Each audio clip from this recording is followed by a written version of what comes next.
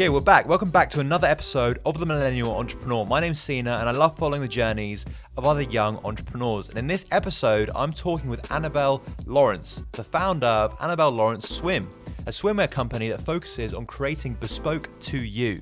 What are we going to talk about? Well, we chat about how she started her very own fashion brand and what the experience was like moving from graduating in a fashion degree from university to starting her very own swimwear brand.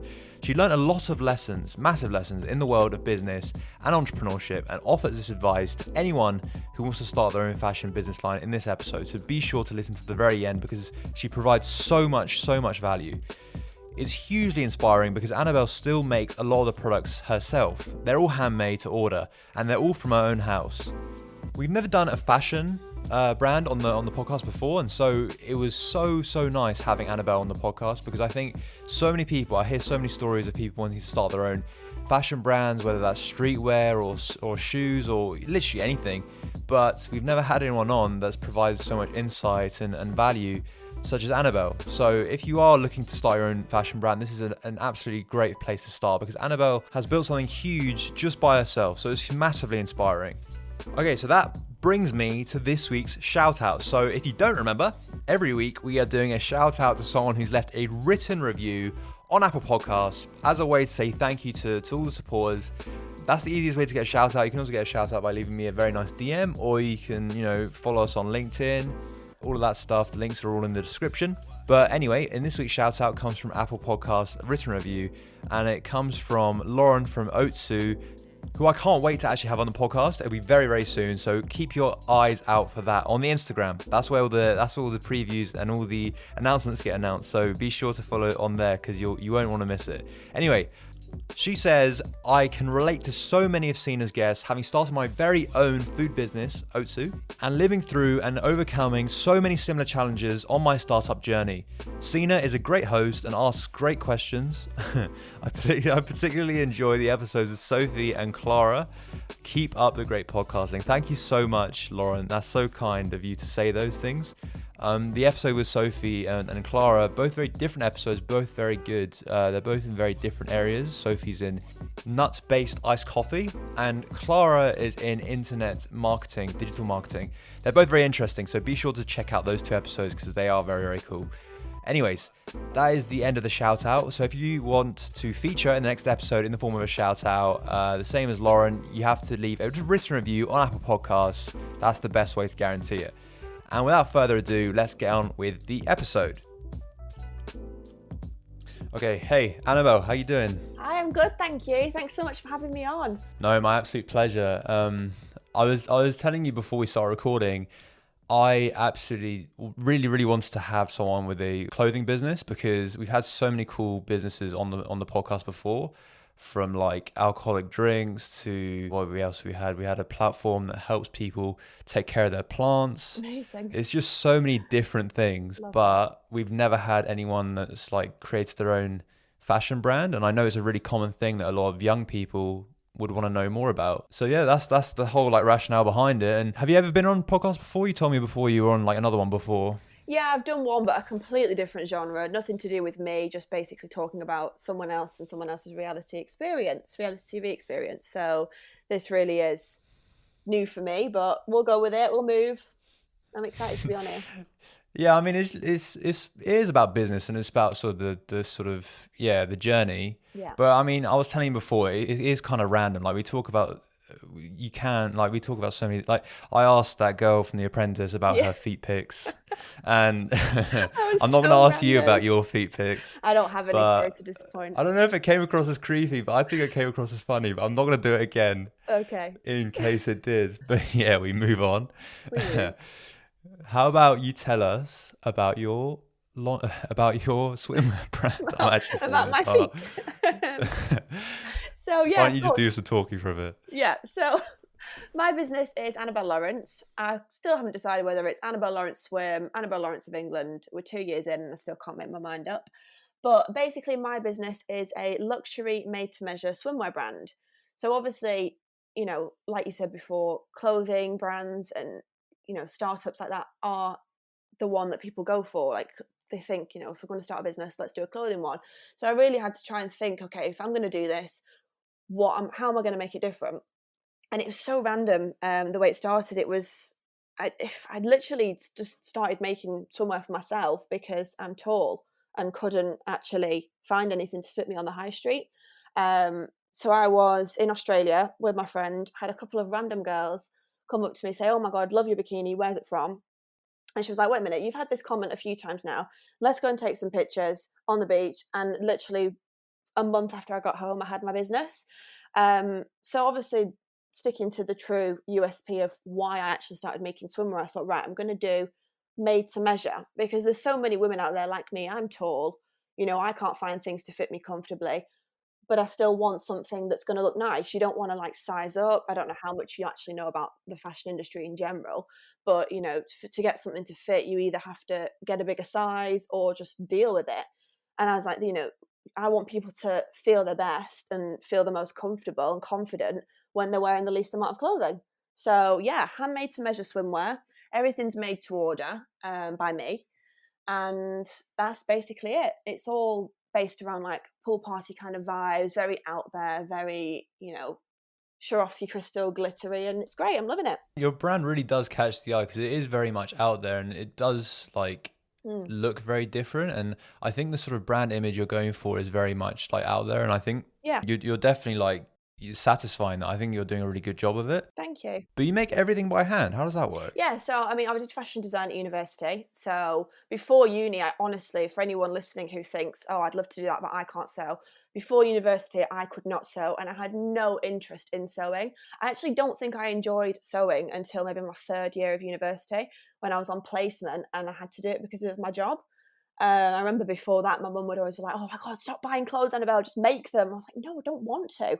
So anyway, yeah, I have machines. So one of the rooms in my house, just kind of managed to commandeer it, sweet talk everyone into letting me have the room. And I have a couple of industrial machines and a couple of domestic ones. So it was a massive investment, but it's just worth it because I know that having this USP of made to measure, I have to deliver on the quality.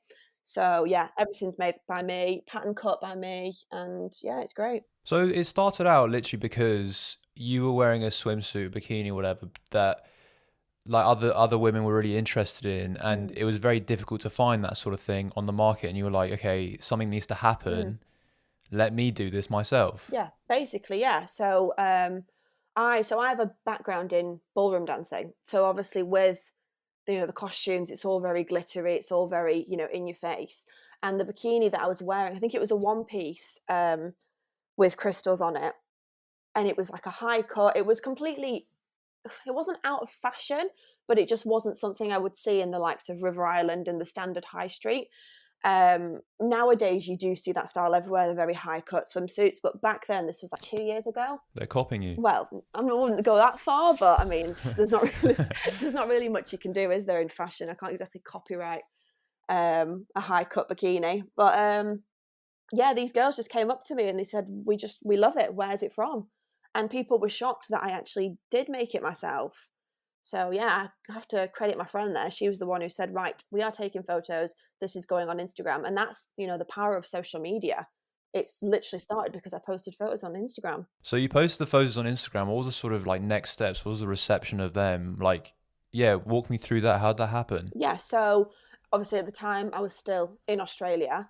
When I got home, I just thought, well, why not? I didn't really know what I was doing with myself. I'd just finished university, taken a bit of time out to travel, and didn't really want to jump straight into the commercial fashion industry. And so I thought, I'm going to just start this business. Had no idea, no business experience at all. But I started with what I would have thought most people would start with, which was just to make an Instagram page, get a bit of traction that way, try and post some content. And then I thought, well, if this is going to turn into something, if I'm actually going to make a go of this, I'm going to have to get some experience somehow. So did a bit of Googling, did a bit of research, and then found that the Princess Trust had a business enterprise course. And I was actually on holiday at the time when I discovered this course, and I was away with some friends taking photos in my bikinis, like for my swimwear. and then got in touch with the Prince's Trust, and they were like, oh, well, can you do this course? It was a free, which is amazing, free 3-day course in Manchester. So it was, where I live. And it was the few days back after I got back from holiday, and they were like, right, we'll teach you marketing, we'll teach you your business ideas, everything that, basically all they wanted was for you to show up with an idea, and they were going to help you get it going, get it off the ground, basically. It was unbelievable, this course. Best thing I've ever done for the business. That's so cool. So you went in with this swimwear idea, Yeah. and how did they kind of help you? Like, what did they flesh out? So, I mean, I was slightly further along than a few people, because obviously I'd already made moves with a bit of a website. I'd already had content, photography, all of that. So it was a lot easier for me to present my idea, because I was like, look, this is what I do. Here's, everything. As soon as you put visuals to an idea, it's so much easier to get it across. So if anyone, the course is designed for complete brand new startups. But at the same time, if you have an idea and you think, well, I'd really like to do this, I don't know where to go, I would recommend that. So that, there's all sorts of exercises. You're working in groups, you're working as a whole. They force you to get up, well, not force, but they encourage you to get up and present your ideas, encourage you to think on the spot for like a tagline, and all of these other things that you think you wouldn't actually think are involved in a business startup and a business idea. They taught me about finances, about accounting. They gave you templates for a business plan, and then basically they had all these guest speakers in, some people that were quite high up with loads of experience in various areas of business, which was very interesting. There was this guy who had been in the marketing business for 40 odd years, so much to say, and then another guy who was much younger, who had kind of graduated from that enterprise course. So you got to hear from all sorts of people, and then at the end of it, they told you to go away, work on the business plan, and then if you were serious about working with them, you would come back to the Prince's Trust headquarters, or the one closest to you, and actually present your business idea with a business plan, and then there's the opportunity for them to help you with some funding. So it was phenomenal. Like, it was really a great experience, and I just happened to come across it by chance. And now, we're 2 years down the line, I do have the support of them, and you get assigned a mentor, and I still work with him. They only kind of assign one to you for about a year, and then after that, people either drop off. The percentage of businesses that just don't go anywhere. But I'm still in touch with this guy, and he helps me with everything that I might need. Yeah, it's great. I want to ask you something about the Instagram before you actually went to the Mm-hmm. Prince's Trust. What was the sort of like growth or like follower numbers? Like, what was the sort of reception of that before you actually went there? I mean, we're going back 2 years here, but I think I'm as good as I am at content, I'm not a social media person in terms of, how to generate reach and engagement and all of that. I'm not a pro. I'm trying to learn, but, there's a lot to learn. I don't think it was big at the time. I think I probably had maybe 200-300 followers. It's not a lot. A lot of the business and a lot of the Instagram following and was just friends and friends of friends. It still is at the moment, because it is still quite a small business, a growing business. It's all very word of mouth. But then sometimes that's the best way, isn't it? Because it's people trust it then. So yeah, it wasn't big at all at the start. The reason why I asked you is because I think you did something pretty cool there without, I don't know if you realized it or not, but you were building an audience before you even started the business. Yeah. And that's a really important step, like validating the idea before you invest time and money into it. And so if you build an audience, like that's a really good metric for showing that there are people interested in the idea. Yeah, exactly. Like, yeah. I guess a lot of people would have an idea, think it's amazing, but they'd have no sort of like metric to gauge this on. So I've heard so many different ideas, and I think they're good ideas. Don't get me wrong, but that's just my opinion. Yeah, absolutely. Like, my opinion might be completely different to the market's opinion. You see what I mean? Well, yeah, So exactly. And how do you know unless you just put the feelers out there? No, I completely agree. And I think another thing that's really worked for me is that obviously my business is still very much related around me. So I kind of put my ideas out there through my own personal social media as well as the business. And then it's a way of, social media. Instagram is the one that I primarily use. It's a huge platform and it's free. There's all these features, there's all these things, but it is essentially free marketing, free marketing. I'm trying to think of another word, but no, it's great. Yeah, No, that's literally that's the it. word. Market Free marketing. research. It's free market research. My podcast page, for instance, without even realizing this, I built they're all interested in the podcast basically Yeah. because they follow the Instagram page. But in actual fact, I've built this group of pretty engaged people Yeah. who are very interested in business ideas as well. And so whenever I have a business idea, or when my friends have one, and they want to sort of get an idea about, would it be popular, or they want ideas around logos or whatever, we just literally put a poll out on my Instagram and see, and we get such good feedback from the end of that. It's actually it's amazing. Well, of course, yeah, because the people that follow you and that follow your page are people that are there for a reason. They don't just follow you for the sake of it. So it is genuine feedback. That's all I do. When, you look at these business plans, and I remember with my Princess Trust business plan, and they were saying, what kind of market research have you conducted? Have you done surveys? Have you done this and that? And it was relatively old fashioned. And I was like, well, I'm young. Everyone that follows me and that would be interested in my business idea is young. I'll do a poll on Instagram. And that was the best kind of market research. And it's instantaneous as well. Yeah. People vote straight away and you get the results straight away. So rather than wasting any sort of time developing something or starting something that people might not be interested in, you just know straight away. Yeah, exactly. That's what I really like about my podcast Instagram. And I guess Yeah. it's the same with your Instagrams. Like, people are very engaged with that sort of thing. I get less. I haven't really done it much on my personal one actually. Yeah. But on my podcast one, yeah, people have given some really cool feedback, Yeah. and I will use it in the future for this food idea that I've told you about. So yeah, I think it'd be really interesting. But so you came with the Instagrams to the Princess Trust, and then obviously they assigned you a mentor and stuff. Yeah. What was the sort of next stages beyond that? By the time I'd finished the course, which was only 3 days, and then I think maybe it was 3 weeks later, and it was constant backwards and forwards between different work coaches and stuff as to how your business plan's going. By the time I came back into the Princess Trust to present my business idea, because there was a lot of people on the course, and there's a lot of they run this course 2-3 times a month. Not everyone will kind of go the distance and actually go back into the building to present. So I think that's kind of a final step from the Princess Trust to say yeah, we think your business idea is good. Here's some more help. So I went back in, presented that. I had to bring they just say, bring what you need. And I brought samples of my swimwear.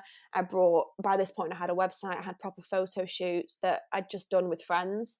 Quite lucky in that respect. And I think as any new business startup or anyone who's interested in starting something, there's no need to think, oh my God, I don't have the money to start this. I used friends. I used friends as models, friends as photographers. I wrote my sister into every photo shoot going. And so I had all this content to show them. So then from that point, they assigned me a mentor. I met up with him maybe once a month. And at this point, they give you the option to apply for some funding.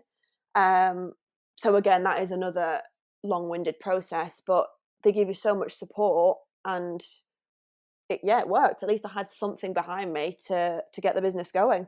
What were the sort of emotions at that stage? Were you nervous going into the world of business, or were you sort of really excited? Because it was a reasonably new sort of world for you at this stage. Yeah. I mean, I think still now it doesn't actually feel real. I am a business person and I am an entrepreneur, and I suppose most people who do tend to start a business will have some sort of intuition about them. And a lot of when they say, oh, don't have any business experience, a lot of it's common sense, really. So I did take a bit of, it took some of the nerves away to think, well, I know I'm not on paper a business person with all this business experience. I didn't do business at university or whatever, but I do have common sense. I know what I want, and I know how to go about it to a degree, obviously. So no, it wasn't nerve-wracking. I don't know, it's just new, isn't it? I'm always learning. So yeah, I'm quite open to it, really. So the journey's been, what, 2 years? 2 years so far? Yeah, 2 years. How's it been for the 2 years? Has it been good? Been good? It has been good. It was quite a big amount of traction at the beginning. Did like a launch party, did a photo shoot, all of this. So it had, loads of potential, loads of promise. It's something really different. So, it was good, and I have been busy. This year obviously has completely thrown a spanner in the works. As a swimwear business, it's not been the most ideal market, but just kind of thinking, well, we'll just scratch this year, and what can I do differently? And yeah, no, it's been good so far. It's building steadily, but then at the same time, I think I'm not under any pressure. I don't owe anyone any money. I don't have any investors as of yet, so it's not that it's not looming over my head that 2020 and I'm not advancing like I should be. I just think let it grow naturally and organically, and we'll just see where it goes. I think it's really cool that you started it without any money as well. I think that's a really cool thing, because I know a lot of people listening that are interested in clothing brands starting one. I know there's absolutely tons of them out there. Yeah. Because it's the one that I think people, I don't know why, but people are just really attracted to that. And so, yeah, I think one of the sort of big barriers that exists in people's minds is, I don't have the money to do this. Yeah, oh, definitely. And that's what I thought as well. But then you just get clever and you get creative with it. You use friends, you kind of call in every favor and use every contact that you might have. And actually it works out. Like, I think if would have had to pay for everyone that I've worked with or, utilize, I would never make any money. I wouldn't have any money because I just wouldn't. I don't know. Yeah, I don't know. I just wouldn't. Yeah. But yeah, I just used everyone I know, and you just get creative with it. You just think, well, I know what I want to do. How am I going to do it? And most people, if you've got the initiative to even start a business or want to start a business, people are going to be interested. People are going to want to help you out, especially like friends and family and people that you love. Yeah. So everyone's quite supportive of that. Even like people that you might not think would be really supportive of something that you think, I don't know. I always had this thing of like maybe people in school might be quite negative towards it. Yeah, I know loads of people like care about what people think. Yeah. But this is like when I launched my podcast, a lot of people, like close friends of mine, they were like, "Oh, do you not care what like this person thinks, or like what would this person think?" I'm like, I actually don't like give a shit, like really. But actually, what actually happened is that these people messaged me like, "Oh, really cool podcast, like man, like it's so cool that you started this." So actually, like people grow up, and I think people that if you care about what people from school think, firstly, that's like a really like you shouldn't think like that. Firstly, and secondly, the likelihood that they don't think like that anymore is pretty high. Exactly. Like, we're all adults. We all grow up. That person that maybe bullied you once or twice in school is probably going to be the number one supporter, realistically. As I've spoken to Annabelle, she provides so much value for people and entrepreneurs who want to start their own fashion business. And so I really wanted to dig deeper and find out, okay, so you got a product now.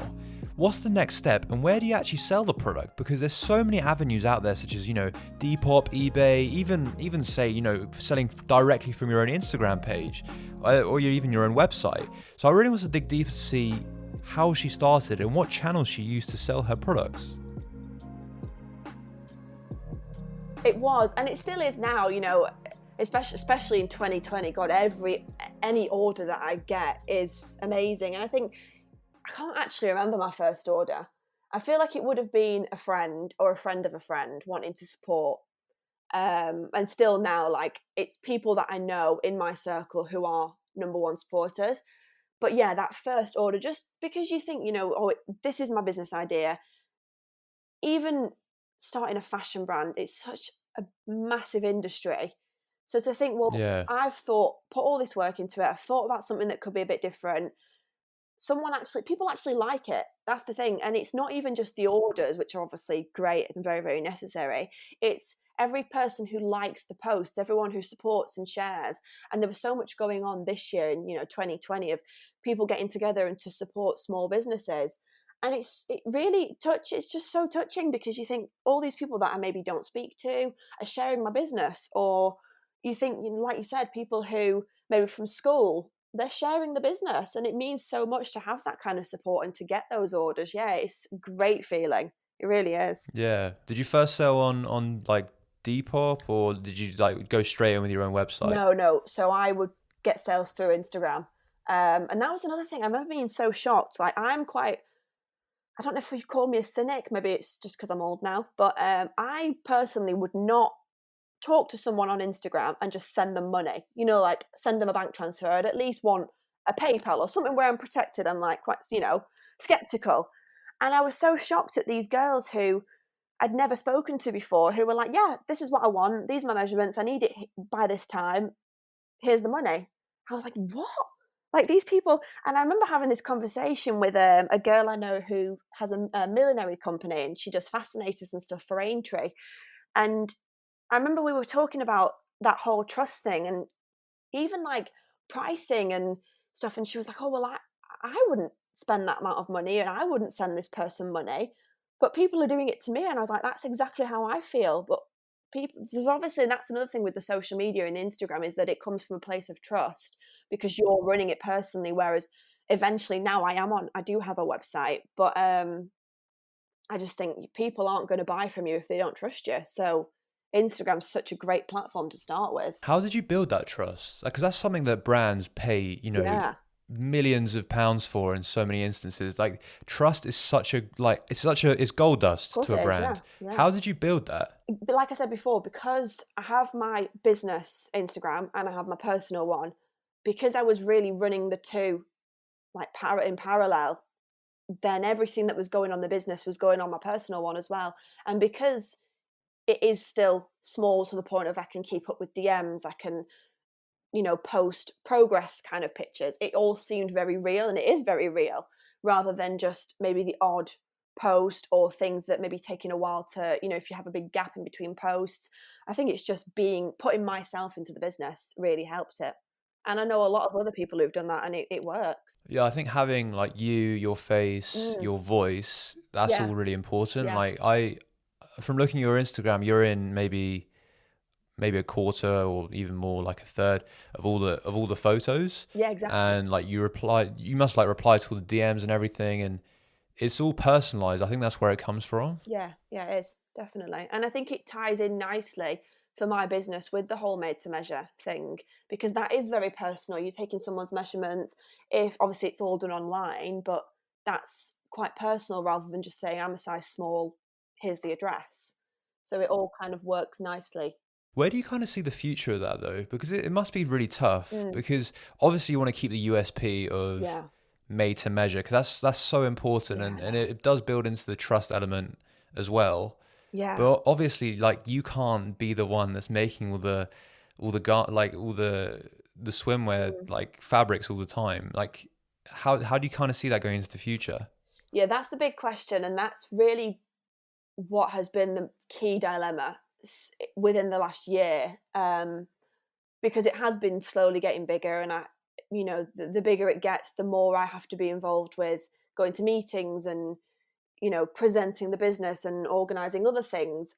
But then at the same time, I have to sit and cut fabric out and sew. So it is manageable to a degree now. When it gets really busy, my mum helps me out. My mum sews as well, so that's a godsend. But in the future, I really need to make the decision, where am I going to really engage and keep on the USP and have maybe a staff of people and have a studio somewhere, or like, an industrial space? Because, I mean, the other option is to outsource everything. But then if I outsource and if I have stock, to me, that just completely disregards why I started the business in the first place, and it just puts me in with the mix of the already saturated market. So, yeah, I mean, that's why it will be a slow burner, because I couldn't keep up with more than what I was getting now.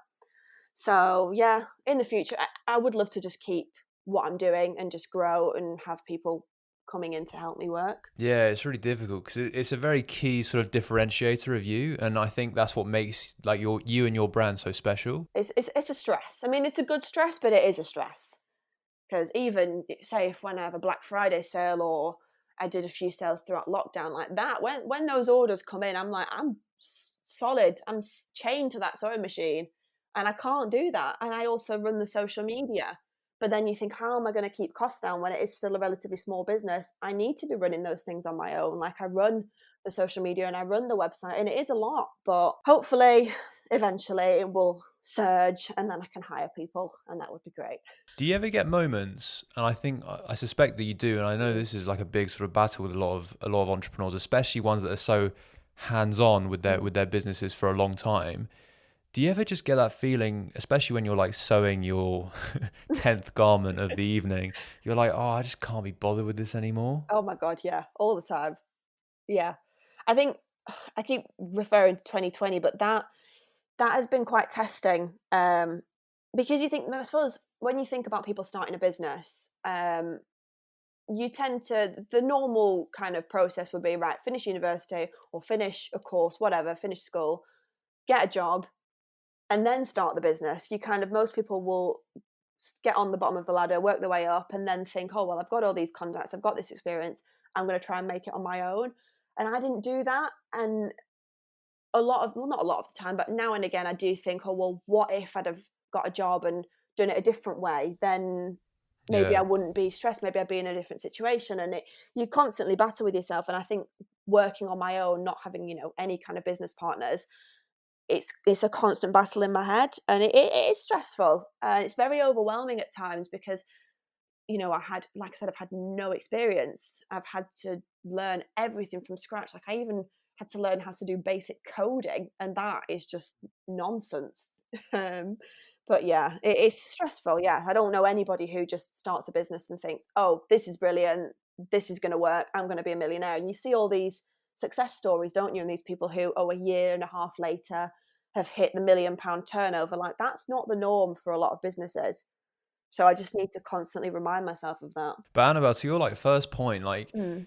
if you did say get a job and then you like obviously you might have kept this going on the side, Mm. but I don't suspect that you would be able to, especially because you're so hands-on with it. Mm. Like you'll always have that feeling of like regret, I guess, or like what if? Because Yeah. like you said, like what if I got a job? But I think, you'd have the same feeling if you did get a job. No, I know. It's just, yeah, it's very different, but this is just, I don't know. Yeah, it's just different. I think you always think the grass is greener, don't you? Yeah, well, I'm starting this like business as a side thing. So I've got my full-time job, but I'm doing this as a side thing. Yeah. And I really do enjoy doing side projects. I think they're really fun. And if any of them take off, then I don't know if my job listens to this, but I would like probably leave Yeah, exactly. if it does take off and if it requires more of my time. Yeah. But I had like a business at university, but then obviously like now I'm in my job, but I'm starting like things on the side. Yeah. So that's my sort of plan towards, and I guess a lot of people because we've got a lot of audience at different stages, and I think some of them that have finished university and they don't know what to do next, Yeah. whether to go down the business routes of starting their own thing. That's the sort of route you went down. So Yeah. what would you say to those sort of people? The jobs are always going to be there. It is hard, and especially, obviously, I know you work and you've interviewed all sorts of different genres and people from all sorts of backgrounds, but in terms of fashion, it is a hard industry. And for me, when I just finished university, job offers did come in, and I got all these different commercial fashion brands wanting to interview me, and I was like, I just don't know if I'm ready for that yet. Like, I've been at university for 4 years. I think if you've got a business head and you've got something you want to do, just go for it, because most people do have a job and a side hustle, but then you could be 30 odd, 40 odd by the time you actually make that your full-time business. And at least if I've tried it young, and if all these other people who are having the same sort of thought as me, just go for it. And then if it doesn't work out, you're still young enough to get back on the ladder. So that's what I thought. I wasn't really sure what sector of fashion I wanted to be in. And obviously I'm a designer. I didn't know where I wanted to work. I had this idea of what I wanted to do in my head. So I just thought, well, yeah, just go for it. I'd just say to anyone, go for it, because like, I'm exhibit A. You don't need money to start something. Yeah, talking more specifically about fashion, Mm-hmm. what do you kind of see as like big sort of trends, either in your market or like other markets that you think are really cool? In what respect? Do you mean like actual fashion trends or trends in terms of business? Well, both, like really. The trends that you see, like businesses that you admire going in, or things that you think, there's room to be exploited here. Me with trends, obviously anyone who, if any listeners are in the fashion industry or they have an interest in fashion, trend prediction is a massive thing. And you look at when the catwalks come out and everything, it tends to be filtered down from catwalks. I think in terms of fashion trends in general, just go with what you want to see. You know, there's a trend at the moment. The trend market is just enormous. There is literally something for everyone. There isn't any more like, oh, this is the one style that you need to wear and you're not going to be fashionable if you don't wear it. So I just think, for me, when I work on my own collections and look at my own kind of trends, yes, I'm aware of what's on the market at the moment and what's predicted for next season and next year. But at the same time, just kind of, what do you like? What do you want to see on the market? And if it's not there already, great, you can put it into the market. And that's what I did with the made to measure, with the high cut fashion. I'm not saying I started that, because that's, 90s. That was all in the catwalks in the 90s. But I just think with trends in actual fashion, just do what you want, really, because there's always going to be someone that loves what you do, and there's always going to be someone that hates what you do. And that's the same with any of the big fashion brands. You look at the absolute monsters of the fast fashion industry, say, you've got Pretty Little Thing, you've got Boohoo, Misguided, all of those. There is literally something for everyone on those websites. And I think more and more brands are appealing to a wider audience, and it's brilliant. It's really it's now fashion is just more versatile than ever. It's great. And I think the step that you're going into is that you're making it really inclusive, Yeah. which is something that wasn't really around before, I No, it guess. wasn't, no. And I think that's a really, really positive step for fashion as a whole. Yeah, definitely. I mean, now if you look at brands' social medias and brands' websites, they are doing a lot more inclusivity sort of campaigns and really appealing to, plus sizes, tall, short, whatever. There's a lot of shape at the moment. But I think with mine, I always had the mentality of, why should people change their bodies to fit into my clothes? Because that's the other thing that always stressed me out about the high street. Every single fashion brand sizes their clothes differently. So you could buy, and my wardrobe is full of a variety of sizes. I have size 10 to size 14. And I just think that could really mess with people's mentality, and that shouldn't be a thing. And that's obviously such a key trend at the moment, is mental health and loving yourself and accepting your own body. All the body positivity is a huge thing at the moment. So I want to make my clothes to fit my customers rather than them having to fit into what I'm producing. I think that's so important at the moment. Yeah, I mean, it makes sense that fundamentally that's how it should be, It but is. but it's led to, before, I guess, or right now, we're on the cusp of it, I guess, but there's been so many sort of mental health struggles because of this, and especially around girls. Oh, absolutely. Men as well, but especially Yeah. around girls, and it's really it's horrible to see. Yeah, it really is. And I was actually having this conversation with one of my friends the other day, and we were discussing when we were younger, and you'd watch music. This is so random, but you'd watch music videos, and you'd look at the women, and they were all so skinny, and maybe the early 2000s, so skinny. I don't know if any of your listeners are old enough, but to reference that trend. But everyone was wearing really low cut trousers, and you'd see hip bones. And I remember watching something, and this girl was 10 stone, and we were thinking, oh god, I can never be 10 stone, that's really big.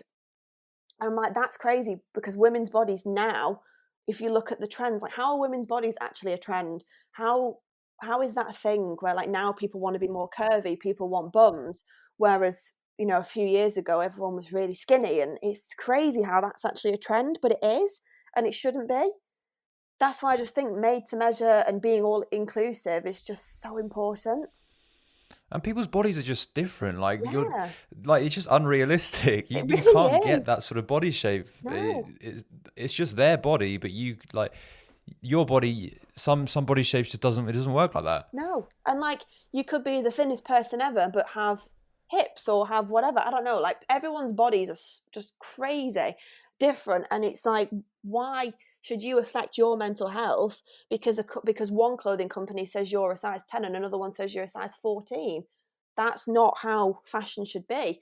And obviously, I get that every company is different, every company has different guidelines, but that is the spectrum of sizing is crazy, and it shouldn't be like that. And that's what I wanted to really key into when I was doing my own pieces.